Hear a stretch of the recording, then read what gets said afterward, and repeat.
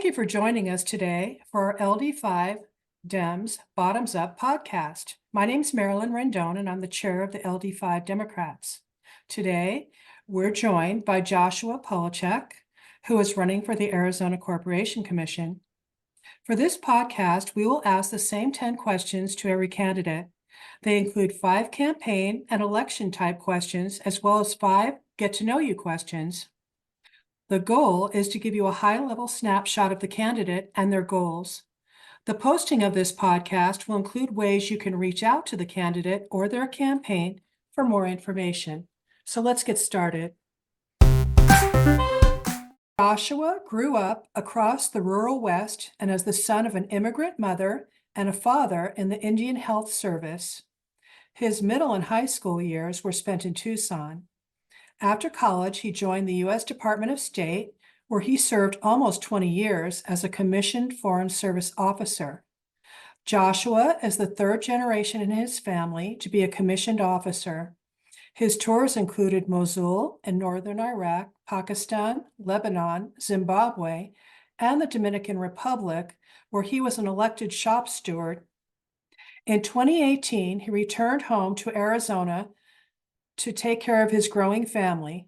As a proud husband, father, and son, Joshua saw firsthand the struggles of Arizona families and has been involved in fighting for common sense for the common good ever since. He is running because he believes we need to act now to secure Arizona's future for all of our families. In 5 words, explain why you're running for office. I'd be happy to. Let's count them out. So, affordable, reliable, secure, energy independence. In your opinion, what is the greatest challenge facing people in your district or respective area in 2024 and in the coming years? So I'll speak directly. I think there's a lot of challenges that our families are facing here in Arizona, but I'll speak directly to the challenge that, if elected, I can address as a corporation commissioner. And that is the growing crisis that we have in our power and water sectors. Bills keep going up, the air keeps getting dirtier, and we are facing a prospect of linking our essential power and water to a volatile global commodities market. And currently, the 4-1 MAGA majority on the Corporation Commission is trying to bring the Texas power grid to Arizona. And I don't think there's anyone here that wants that. And so we have a chance to invest in Arizona's energy independence, bring the utilities on as partners, bring in the money that the Biden administration has made possible with the Inflation Reduction Act. And soon enough, instead of being dependent on Putin's gas and Middle East gas and Texas gas, Arizona can have true energy independence within a decade. And that's what I'm trying to bring to the families here in Arizona. And instead of our bills going up 10% every year, we could even see our bills going down. If elected, what is the one thing you hope to achieve in your first year in office? Well, as people know, the Corporation Commission has 3 seats up right now. There's a 4-1 MAGA majority on the commission. We have a strong candidate, a strong slate of 3 Democrats. If we can flip control of the commission and have a 3-2 Democratic majority on the commission, within the first year, we can reinstitute Arizona's transition plan to energy independence. Instead of selling our grid off to big oil and trying to bring the Texas grid to Arizona, with a 3-2 Democratic majority, we will reinstitute the clean energy independence plan back in Arizona. What is your approach to building unity and navigating divisive political situations? Well, I'm hoping with the Corporation Commission, which has a very clear constitutional mandate in the Arizona Constitution of having affordable and reliable public utilities for all Arizona families, that we can put politics aside and focus on the clear market-based solutions that are going to ensure that when you turn the AC on in the summer, it works, that when you open the tap, you get clean water out. Those don't seem like political issues. I know the other side is trying to make them political, but we have seen that there is a bipartisan path forward for affordable, reliable, and secure power and water in our state, and I'm going to make sure that we bring that to fruition.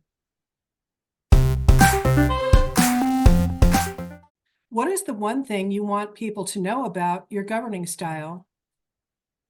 Well, I would say that I have served overseas in some of the most difficult places for American foreign policy.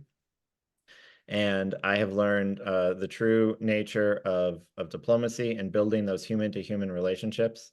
I will promise you, no matter what your party affiliation, Democratic, Independent, Republican, Libertarian, Green, whatever your party affiliation, if you are an Arizona citizen and you have a concern that the Corporation Commission can address, I will respectfully and fully hear out your concerns and ensure that those are heard at the highest levels of the Arizona government.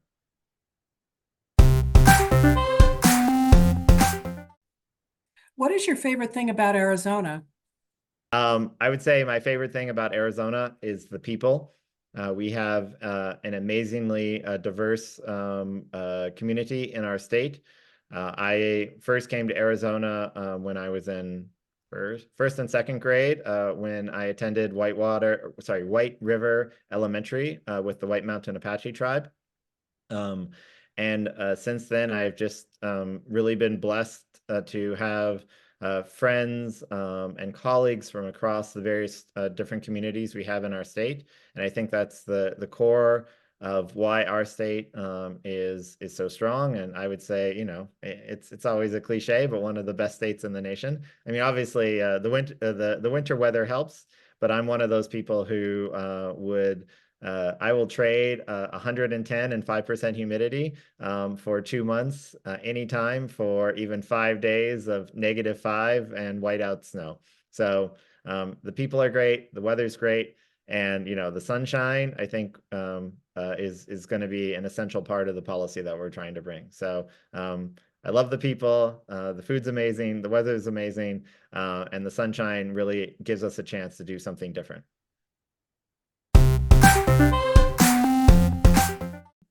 Who has had the greatest influence on your political career? Well, I am the son of an immigrant and the son of someone who went down to the South in 1964 as a freedom rider. My mother talked about the struggles of growing up working class in Atlantic Canada. And I have to say, it's hard for me to make a choice between either of my parents. So I'm gonna pick both of my parents. The struggle of being a working class immigrant and the devotion that my father showed during the civil rights struggle and its aftermath. Both of those have been core influences on my political philosophy. What is something that most people don't know about you but should? So I have been thinking about this ever since I agreed to this interview. I mean, I would say that I am someone who is really, you know, people have a lot of motivations for running for office. And for me, the sense of duty, the same sense of duty that had me take an oath of office when I was a young 23-year-old right out of college, who served in the middle of 3 conflict zones. It's that same sense of duty to country and to the future of our community that drives me. How do you relax? Bizarrely enough, I like to rock climb, and there's a lot of things that are challenging right now in our society. You know, you read the news, you've got the personal challenges of paying the bills and such, and I like to go either outside to the mountain or to the rock climbing gym. And there's a lot of things that are really, really, really, really frustrating on the rock climbing wall. And I try to take all of my frustration and channel it into trying to make that one reach or that one make that one hold.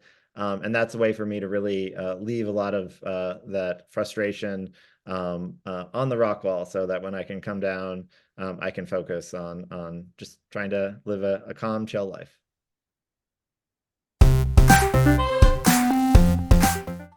What is your favorite movie of all time?